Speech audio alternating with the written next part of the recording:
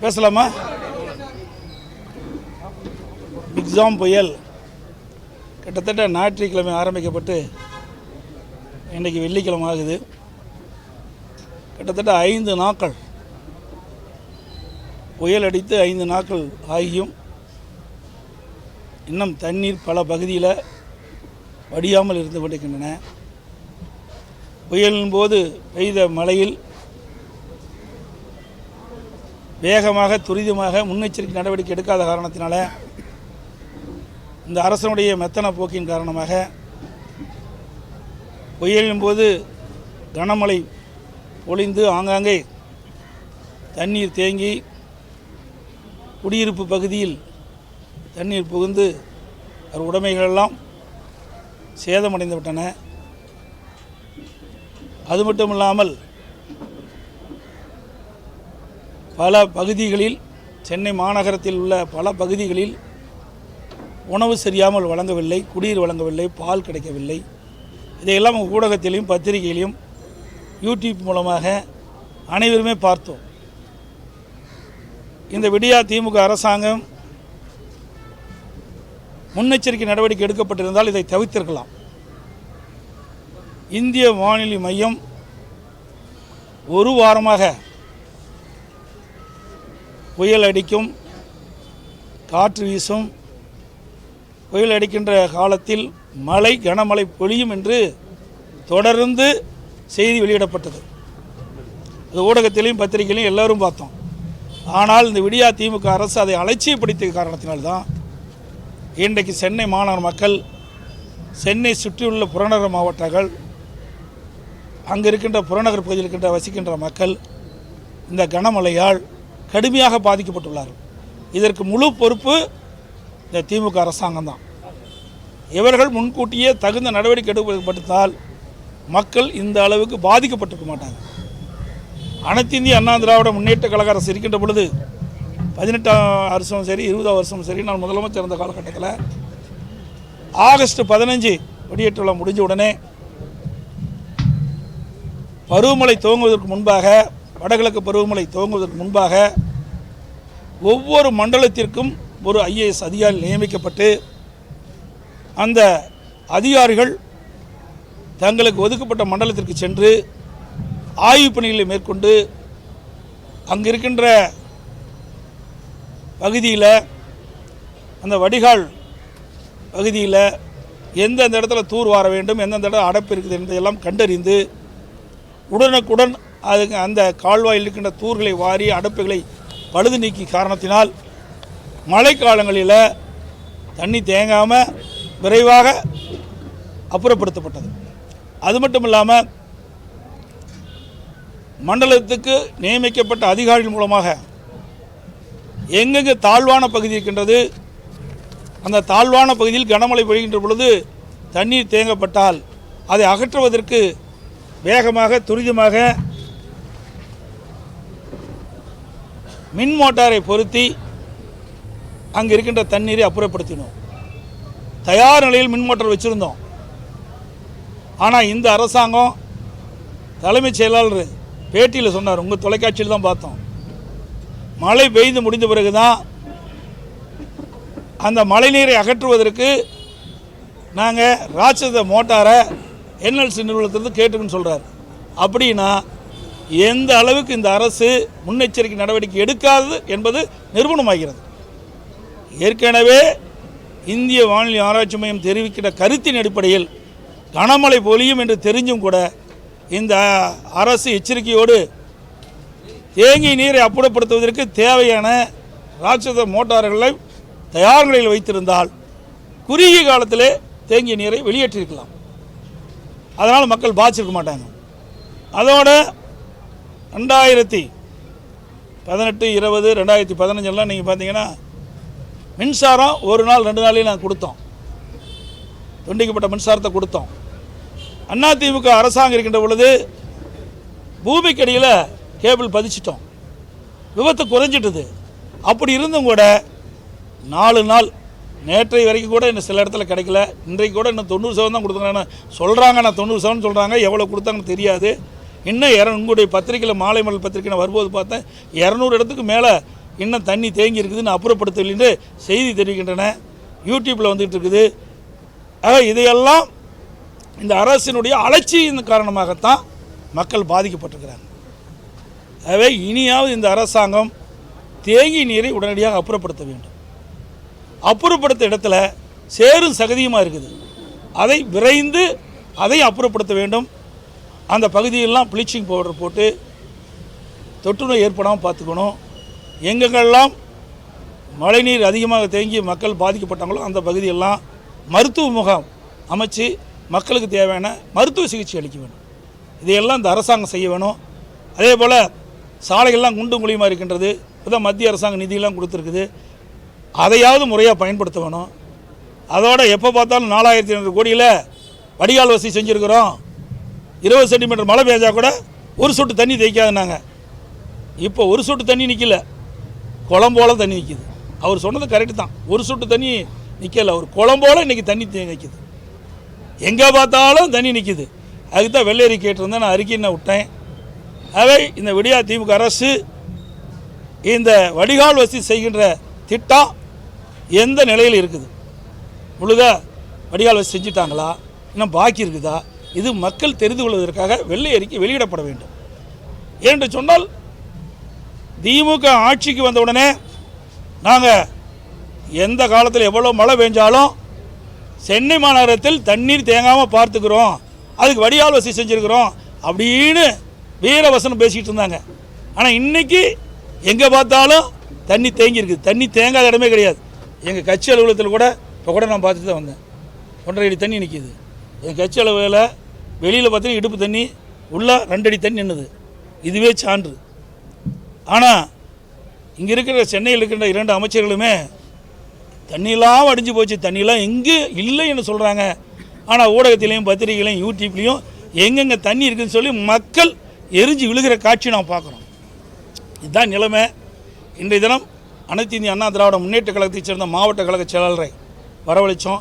சென்னை மாவட்டம், காஞ்சிபுரம் மாவட்டம், செங்கல் மாவட்டம், திருவள்ளூர் மாவட்டம், இந்த 4 மாவட்டத்தில் இருக்கின்ற மாவட்ட செயலர் அழைத்து இன்னும் தண்ணி அகற்றப்படாமல் இருக்கின்ற பகுதியை நீங்கள் பார்வையிட்டு தண்ணி அகற்றுவதற்குண்டான நடவடிக்கை மேற்கொள்ளுங்க. அதோட தண்ணி தேங்கியிருந்த பகுதியில் சேரும் சகதியுமாக இருக்குது, அதை அப்புறப்படுத்துவதற்கு நீங்கள் அங்கே முயற்சி செய்யுங்க. அப்புறப்படுத்துவதற்கு அது மட்டும் இல்லாமல் தொற்றுநோய் பரப்பாக இருக்கிறதுக்கு அதுக்கு தேவையான ஏற்பாடு பண்ணுங்க. ப்ளீச்சிங் பவுடர்லாம் போட்டு ஏற்பாடு பண்ணுங்கள். அங்கங்கே மருத்துவ சிகிச்சைக்கு எடுப்பதற்கு நீ நடவடிக்கை எடுக்கணும்னு நல்ல ஆலோசனைகள் நாங்கள் வழங்கியிருக்கிறோம். அவர்களும் தங்களால் முடிந்த உதவிகளை இன்றைக்கு நம் மக்களுக்கு தந்தாங்க. நானும் நேரடியாக வந்து தந்துருந்தேன். எல்லா பகுதிக்கும் போய் முடிந்த அளவுக்கு ஒரு 6-7 இடத்துல போய் மக்களுக்கு நிவாரணப் பொருளை கொடுத்தோம், பாதிக்கப்பட்ட மக்களுக்கு. ஆகவே அனைத்து இந்திய அண்ணா திராவிட முன்னேற்ற கழகத்தை பொறுத்த வரைக்கும் ஆட்சியில் இருந்தாலும் சரி, ஆட்சி இல்லாவிட்டாலும் சரி, மக்களுக்கு தேவையான உதவிகளை எப்பொழுதும் செய்து கொண்டிருப்போம். மக்கள் எப்பொழுதெல்லாம் பாதிக்கப்படுகிறார்களோ அப்பொழுதெல்லாம் மக்களுக்கு குரல் கொடுப்போம். மக்களுடைய துயரங்களில் நாங்களும் பங்கு பெற்று அதை நிவர்த்தி செய்கின்ற கட்சியாக அதிமுக கட்சி இருக்கும். ஒரு ஒப்பீடு பண்ணிட்டே இருக்காங்க சார். 2015 பெருமழையோட ஒப்பிடும் பொழுது இப்போ பெய்ஞ்சிருக்க மழை வந்துட்டு அதிகம், ஆனால் பாதிப்புகள் குறைவு. 2015 வந்துட்டு மழை குறைவாக இருந்தாலும் வந்து பாதிப்புகள் நிறைய இருக்குது. ஒரு ஒப்பீடை வந்துட்டு எப்படி பார்க்குறீங்க? சரி, உங்களுக்கு தெரியுமில்ல 2015 எவ்வளோ பெஞ்சது. இப்போ எங்களோட நீங்கள் தான் களத்தில் இருக்கிறீங்க. நான் எல்லாம் பார்க்குறேன், உங்களையெல்லாம் பார்த்துட்டு தான் இருக்கிறேன். உங்கள் டிவிலெலாம் பார்த்துட்டு இருக்கிறேன். எங்கெங்கே தண்ணிக்குள்ளே இருக்கிறீங்க, எங்கெங்கெல்லாம் பேட்டி கேட்குறேன்னு. உங்களுக்கே மனசாட்சிப்படி ஊடக நபர்களும் பத்திரிகை தெரியும்.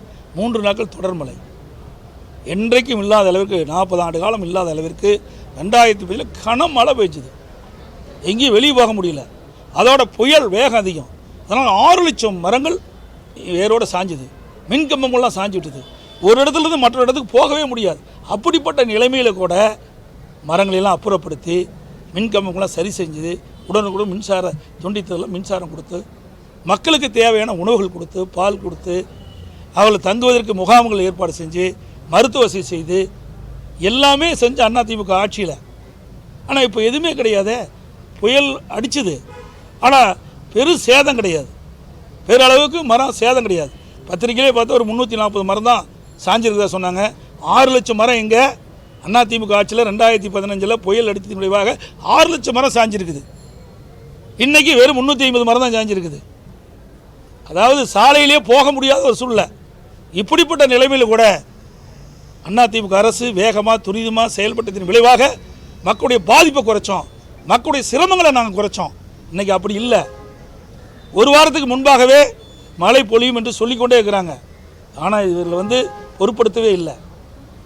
நான் முதலமைச்சர் இருக்கும்போது நான் செஞ்ச மாதிரி செஞ்சுருந்தா இந்த பிரச்சனைக்கே இடமில்லாமல் இருக்கும். அதோட எப்போ பார்த்தாலும் 4200 கோடி திட்டத்தில் நாங்கள் செயல்பட்டு சொல்கிறோம். இவர் 4200 கோடியில் செயல்படல.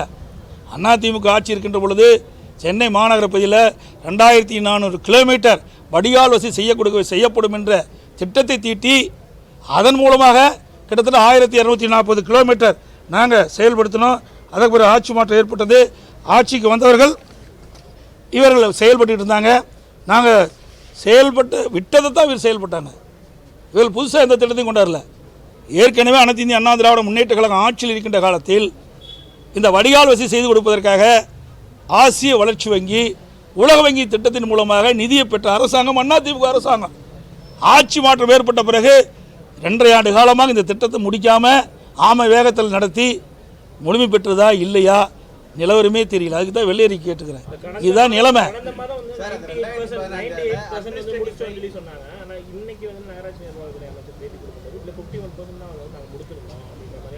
எந்த அளவுக்கு போய் பேசுகிறாங்கன்னு பார்த்தீங்களா? முழு பூசணியை சோற்றில் மறைக்கிறாங்க. நாட்டு மக்களுக்கு கொடுக்கின்ற தகவல் அத்தனையுமே பொய் செய்தி தான், உண்மை செய்தியே கிடையாது. இது அனைத்து இந்திய அண்ணா திராவிட முன்னேற்ற கழக ஆட்சியில் கொண்டு வரப்பட்ட திட்டம். இவர்கள் ஆட்சியில் கொண்டு வரப்பட்ட திட்டம் இல்லை. ஆட்சி மாற்றம் ஏற்பட்ட பிறகு டெண்டர் வைப்பதில் கோளாறு, த கலெக்ஷன் கமிஷன் கரப்ஷன், அதிலேயே காலத்தை கடத்தினாங்க துறையினுடைய அமைச்சர், அப்புறம் இந்த மாநகரத்தில் இருக்கிற அமைச்சர், அப்புறம் அதில் இருக்கிற கவுன்சிலரு, அப்புறம் வட்டம், எல்லாத்துக்கும் பங்கு பிரிக்கிறது நேரம் சரியாக இருக்குது. இங்கே திட்டத்தை நிறைவேற்றினாங்க. திட்டத்தை முழுமையாக நிறைவேற்றப்பட்டிருந்தால் இந்த வடிகால் வசதி எளிதாக இருந்திருக்கும்.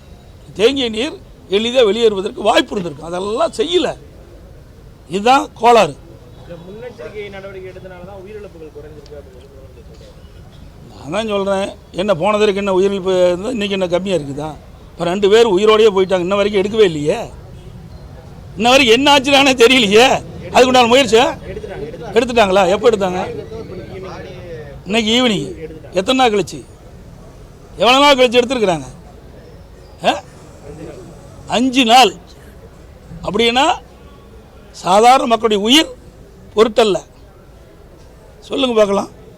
5 நாட்களாக புதையுண்டவர்களை இன்று தான் மீட்கப்பட்டு சொன்னால் இந்த அரசாங்கத்தினுடைய அவலங்கள் நாட்டு மக்கள் தெரிய வேணும். எந்த அளவுக்கு இந்த அரசாங்கம் மெத்தனமாக இருக்கின்றது. உடனுக்குடன் புதையுண்டவர்களை அதை தோண்டி எடுத்திருக்க வேணுமல்ல. அவருடைய பெற்ற தாய் தந்தைகள் எவ்வளவு துன்பப்பட்டிருப்பாங்க, வேதனைப்பட்டிருப்பாங்க. அதெல்லாம் இந்த அரசாங்கத்துக்கு கவலையே கிடையாது. ஆக இங்கெங்கே தண்ணி தேங்கி இருக்குது. இந்த தண்ணியை அகற்றுவதற்கு தேவையான நிதி இல்லைங்கிறாங்க. ஆனால் கார் ரேஸ் நடத்துறதுக்கு 42 கோடி வீண் செலவு பண்ணுறாங்க. ஏற்கனவே ஒரு இடத்துல மைதானம் இருக்குது.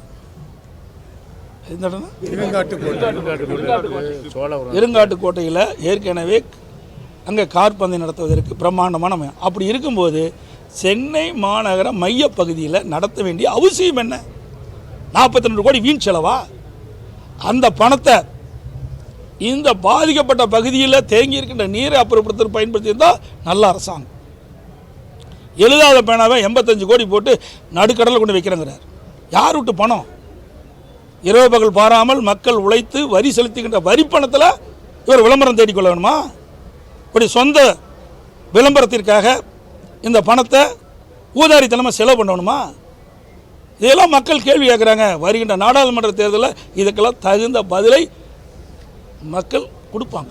இந்த உணவு கிடைக்கிற பால் நிறைய பேர் நின்னதே கடந்த 4 நாட்களாக போயிருக்கு. இன்னைக்கு கொஞ்சம் ஓரளவுக்கு நிலைமை சீராக இருக்குது. இந்த விஷயத்தில் அதிமுக எப்படி இதாங்க இதெல்லாம் திட்டமிட்டு செய்யலும் தான் இந்த பிரச்சனையே இருக்காது. ஏன்னா எல்லாமே டைரி இருக்குது, ஆவின் நிறுவனம் இருக்குது, பால் பவுடர் இருக்குது. ஏற்கனவே 1/2 கிலோ போட்டு கட்டி வச்சுருந்தா, முன்னெச்சரிக்கையாக செஞ்சு வச்சுருந்தா உடனுக்குடன் பால் பவுடர் கொடுத்துருக்கலாம். பால் கூட கெட்டு போயிடும், வச்சுருக்க முடியாது, ரொம்ப நேரம் வச்சுருக்க முடியாது. பால் பவுடர் இருந்தால் குழந்தைகளுக்கு கொஞ்சம் கொஞ்சமாக காய்ச்சி கொடுத்துருக்கலாம். அதையும் செய்ய தவறிட்டாங்க. ஆக இதையெல்லாம் முன்னேற்பாட செஞ்சுருக்கணும் இந்த அரசாங்கம். இதையெல்லாம் செய்ய தவறிய அரசாங்கம் இந்த அரசாங்கம் என்பதை இந்த நேரத்தில் மக்களுடைய கவனத்துக்கு கொண்டு வரோம். ஆமாம்,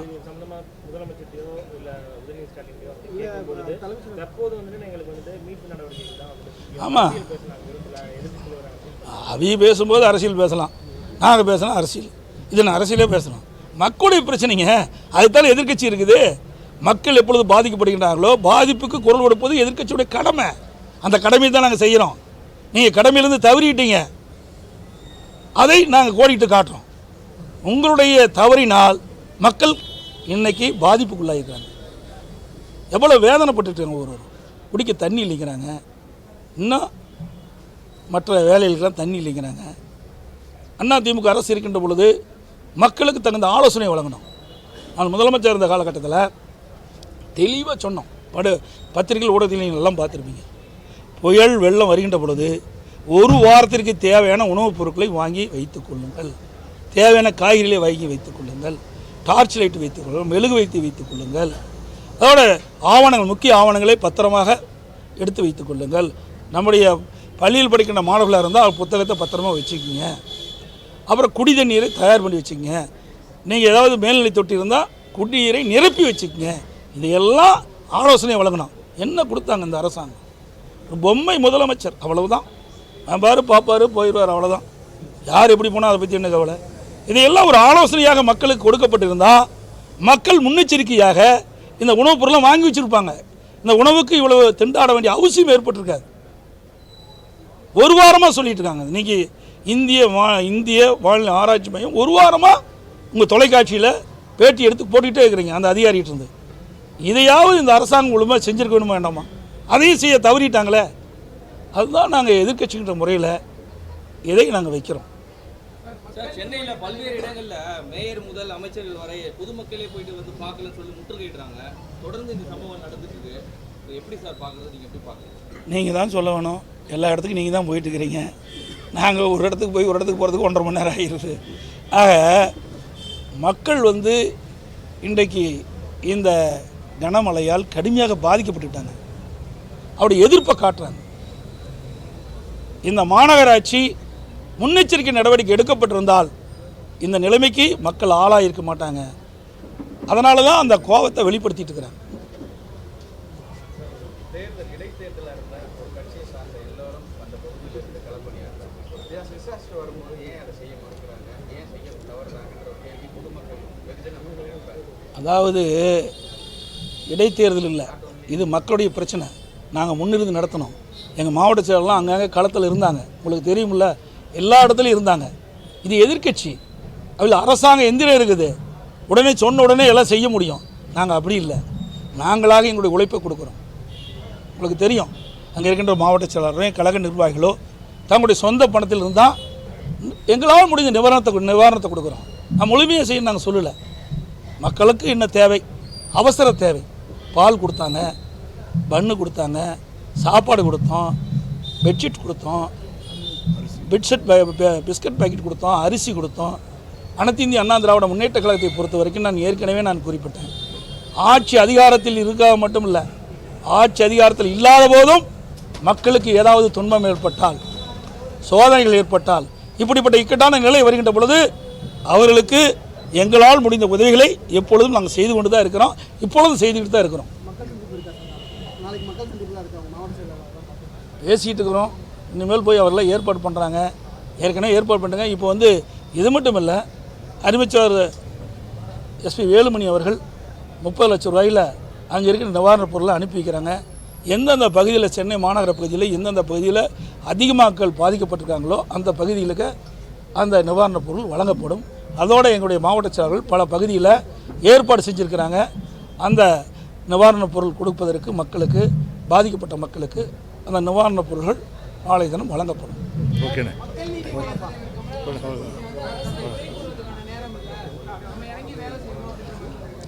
அவரெல்லாம் ஒரு அரசியல்வாதியை நான் கருதலை. ஏன்னா அன்னைக்கு என்ன சொன்னார், இன்றைக்கி எம்பி தேர்தல் வருது, திமுக சார்பாக நிற்க போகிறார். அதுக்காக இப்படிப்பட்ட ஒரு அறிக்கை விட்டுருப்பாரு தான் நான் பார்க்குறேன். ஏன்னா அப்பப்போ அறிக்கை மாற்றிக்கிறார். பச்சைவந்தி கூட கொஞ்சம் நேரம் கழித்து தான் கலர் மாறும். அதுக்கு மேலே விரைவாக கலர் மாறுகின்ற தலைவர் அவர். ஏன்னா அவருடைய கட்சியில் பல பேர் வெளியில் போயிட்டாங்க, அவர் ஒருத்தர் தான் போய் இருப்பார்னு நினைக்கிறேன். அதனால் அவர் கொடுக்குற அந்த கருத்துக்கு நம்ம செவிசாய்க்க வேண்டிய அவசியம் இல்லை என்று நான் கருதுகிறேன். கடுமையாக விமர்சிக்கிறாங்க, சொல்கிறத விமர்சிக்கிறாங்க. திமுக காரங்களும் சரி, அரசு தரப்பில் இருக்கிறவங்களும் சரி கடுமையாக விமர்சிக்கிறது இல்லாமல் யார் விமர்சிக்கிறா? பப்ளிக் போடுறாங்க இந்த மாதிரி. இதுதாங்க இப்போ ஒருத்தர் பாதிக்கப்பட்டா அந்த பாதிக்கப்பட்டவருடைய குமரலை வெளிப்படுத்துகிறாங்க, அவ்வளவுதான். அதே இன்றைக்கி அரசாங்கம் எச்சரிக்கையாக, நான் சொன்னேன்ல இதெல்லாம், இந்த எச்சரிக்கை மக்களுக்கு கொடுக்கப்பட்டிருந்தா மக்கள் அதுக்கு தயாராக இருந்திருப்பாங்க. உணவுக்காக தேட வேண்டிய அவசியம் இல்லை. அதையெல்லாம் முன்னெச்சரிக்கை நடவடிக்கை எடுக்காத காரணத்தினால மக்களுடைய எதிர்ப்பை இந்த வலைதளம் மூலமாக வெளிப்படுத்துகிறாங்க. இதுதான் நிலைமை.